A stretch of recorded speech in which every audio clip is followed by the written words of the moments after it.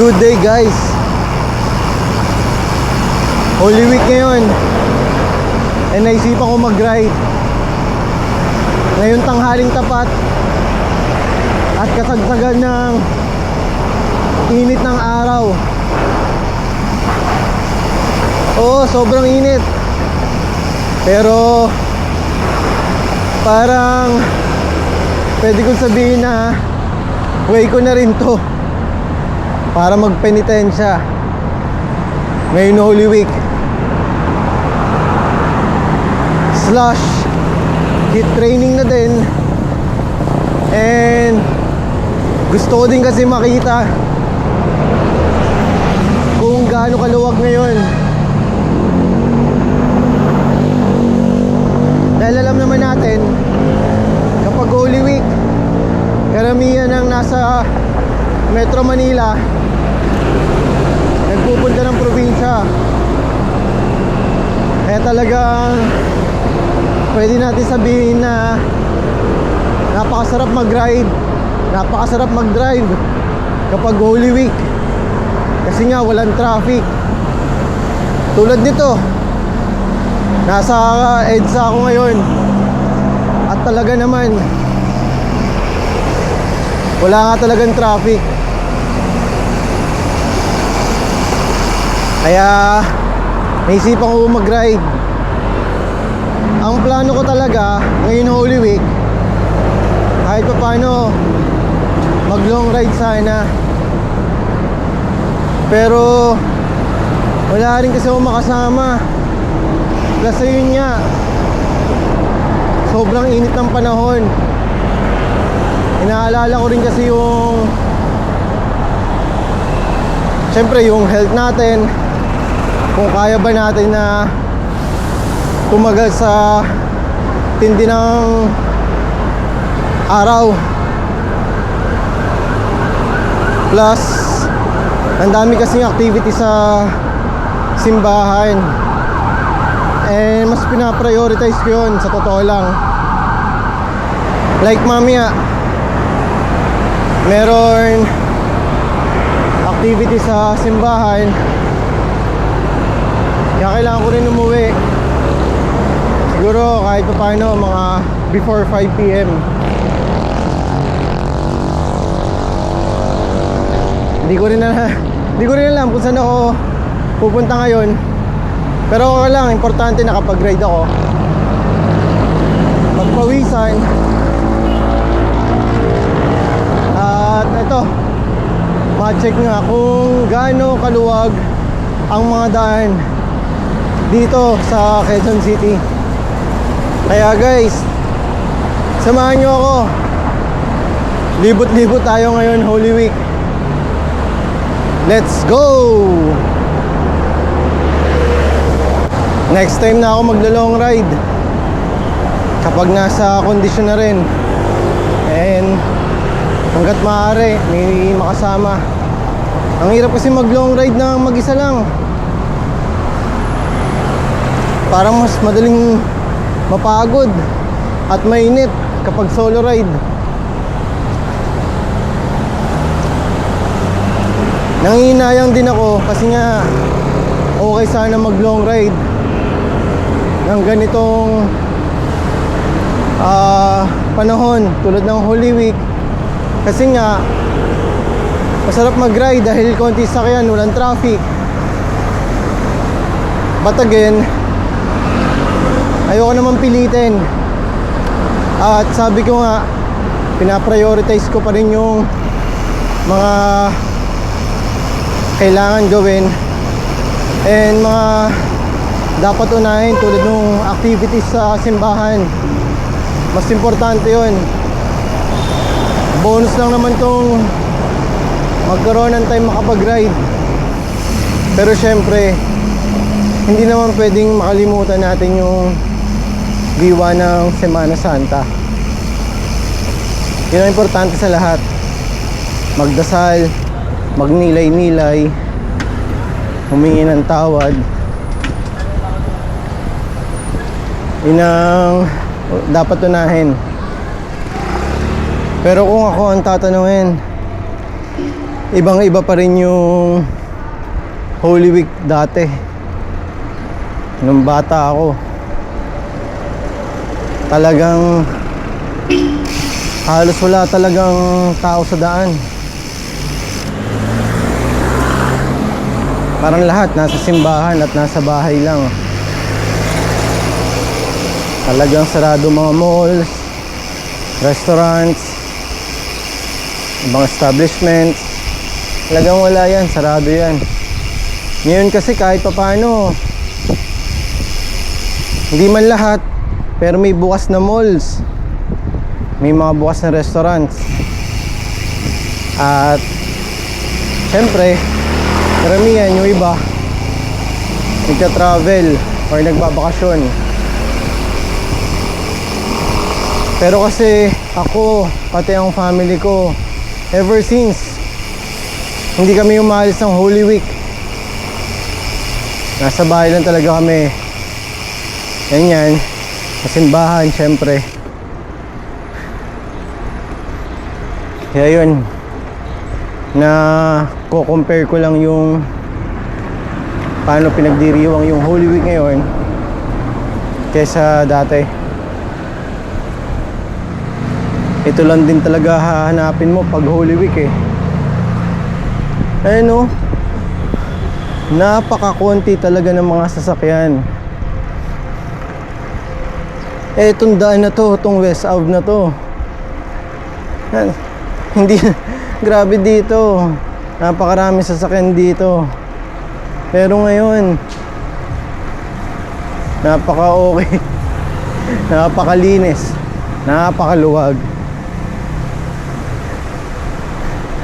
Ang sarap mag-ride, grabe.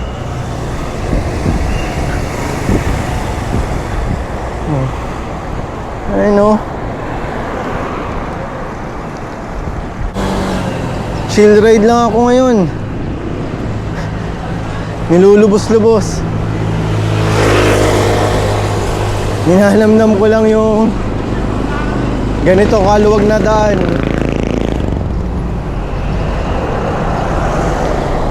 Grabe. Kasi kahit na anong holiday, yung ganitong panahon talaga yung sobrang luwag.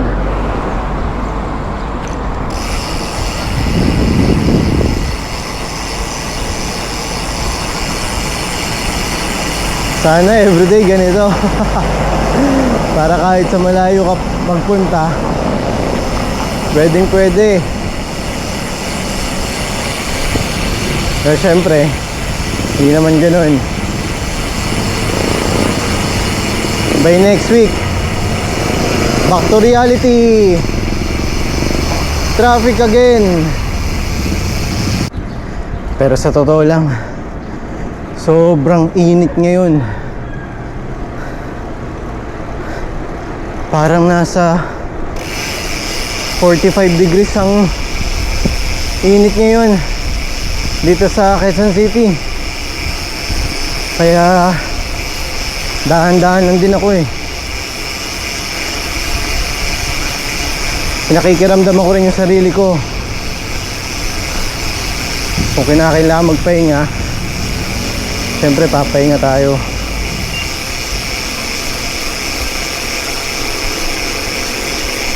Katulad nitong mall na to, ang Fisher Mall, open yan. Hindi yan nagsasara kapag Holy Week.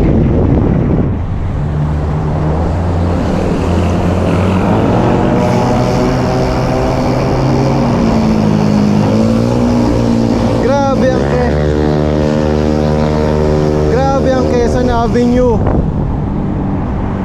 Wow! Sobrang luwag.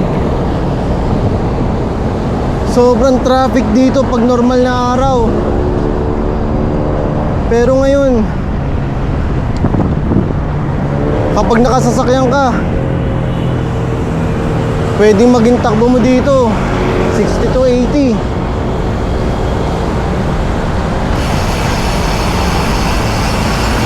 Eh no,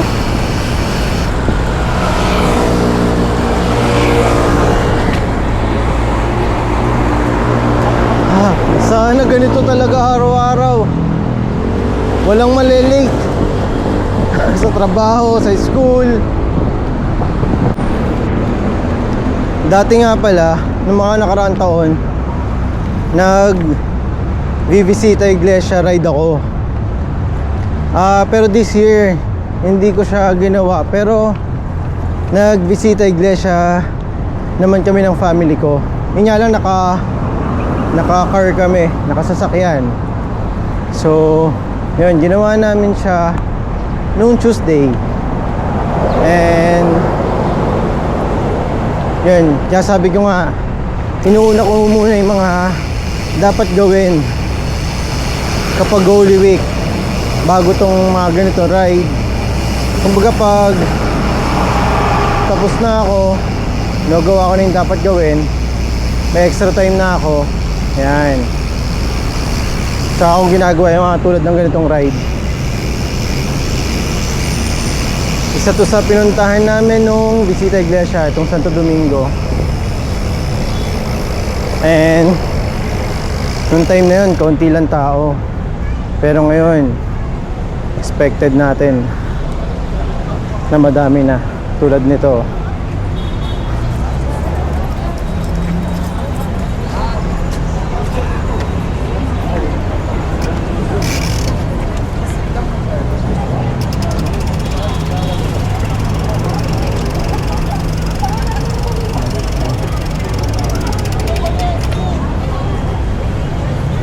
Ang daming tao. Ang daming nagbibisita iglesia. Okay, nakadaan na tayo dito sa Santo Domingo Church para magdasal, humingi ng gabay, and syempre humingi ng tawad. Yan ang pinaka-importanting gawin ngayon, Holy Week, ang pagsisihan natin mga kasalanan. Nandito na ulit ako sa kahabaan ng Quezon Avenue, but again, hindi ko pa rin alam kung saan ako pupunta. Bahala na. Wala naman ako masyadong hinahabol na oras, and aabot naman ako mamaya sa 6 PM mass sa simbahan dun sa tapat ng bahay namin. Kaya chill ride lang. Punta tayo ng Quiapo. Bukod sa bibisita natin ng Nazareno, tignan natin din kung gaano karaming tao ngayon doon. Parang hindi pa ako napunta doon ng ganitong Holy Week. Kasi kadalasan kapag nagbibisita iglesia kami, dito lang sa Quezon City. Eh nung nag-ride naman kami noon from Antipolo, pababa kami. So hindi rin ako umabot ng Manila. Kaya this time, check natin ang Quiapo. First time ko ako pupunta doon ng Holy Week.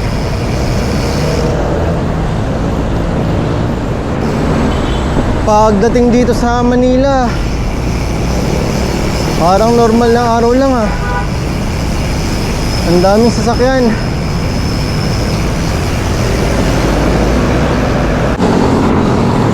Ako kasi kahit naman hindi Holy Week, mahilig talaga ako pumunta sa iba't ibang simbahan. Hindi talaga nawawala sa ride ko ang pagdaan sa simbahan. Automatic yan. Ano man ang maging ride ko, dadaan at dadaan ako sa mga simbahan. Sana hindi traffic sa Quiapo. And malalaman natin yan, malapit na. Oh no, super traffic.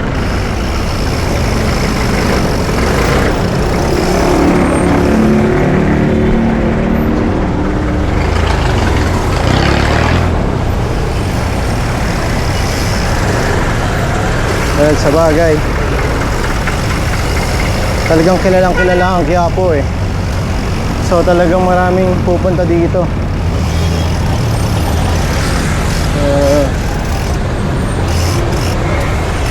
Sikip.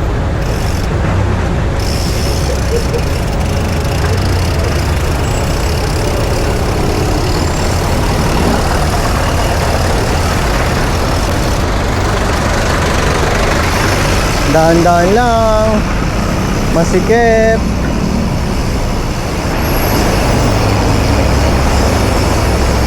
Buti na lang nakabike ako. Kahit pa paano, pwedeng sumingit. Kailangan lang mag-ingat ng sobra dahil masikip.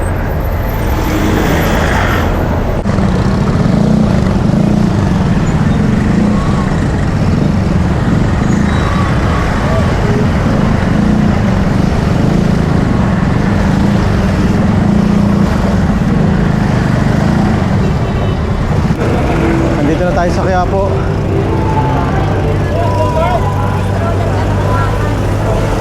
Try natin pumasok kahit dun tayo sa tapat dito sa may Plaza Miranda.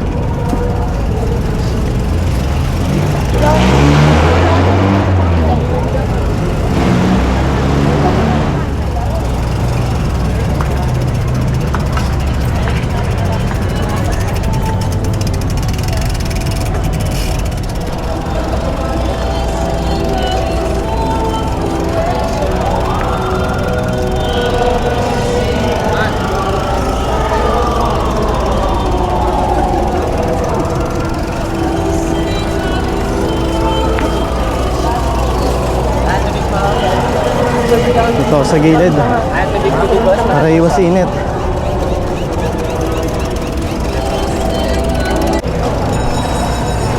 Palis na ako dito sa Plaza Miranda.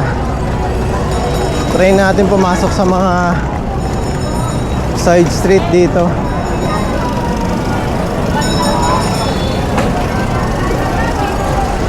Tingnan natin kung ano meron.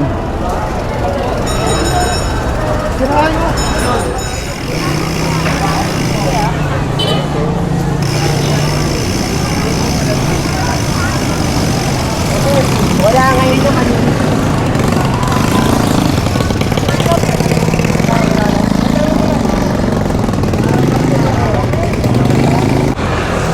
Ayun guys, pauwi na din ako agad. Sandali lang tong ride na to kasi ibang klase yung init.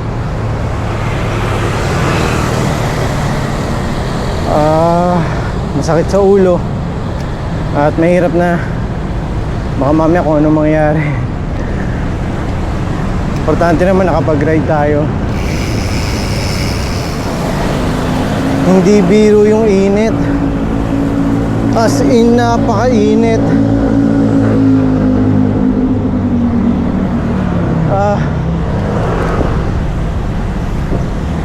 Mahirap sumagad kapag ganito. Baka mamaya bigla lang tayong bumagsak, biglang mahilo.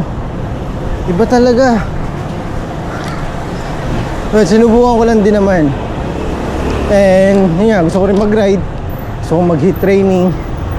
Gusto ko mag-ride ng ganito kaluwag. So tinansya ko lang, tinignan ko kung okay. And kaya naman kung malapitan lang din. Pero kung lalayo, masyadong mahirap. Kaya nag-decide na ako na after ko sa Quiapo Church, uwi na din. Nakalimutan ko pa yung water bottle ko. Ano ba yan? Kakalagpas ko lang sa Blumentritt Street.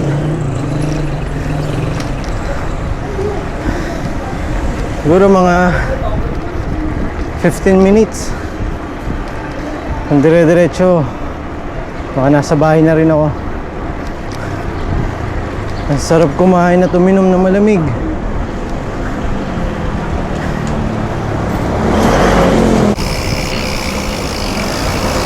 Tingin lang ako sandali dito sa bakery kung may egg pie.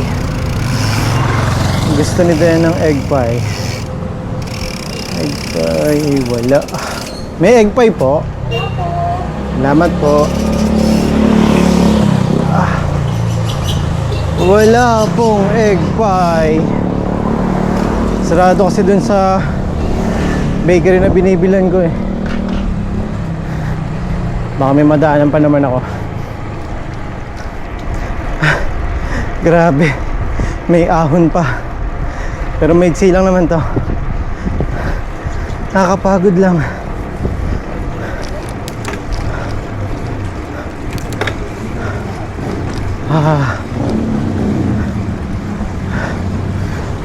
Grabe. Hingal.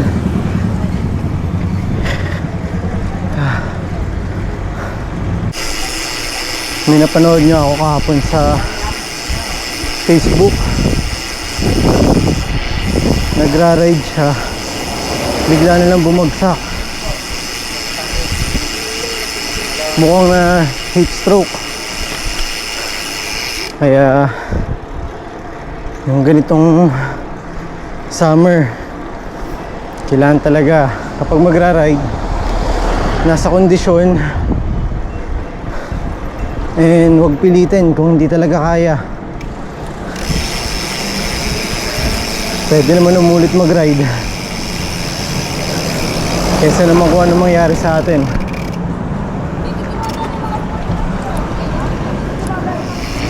Grabe, sobrang luwag nitong Del Monte Avenue.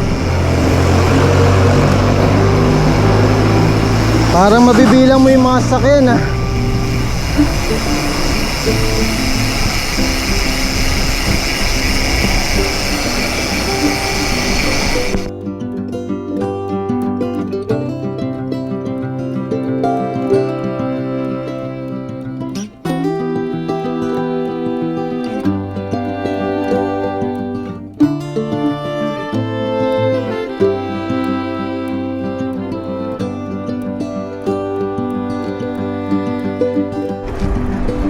Guys, dito ko natatapusin tong vlog natin.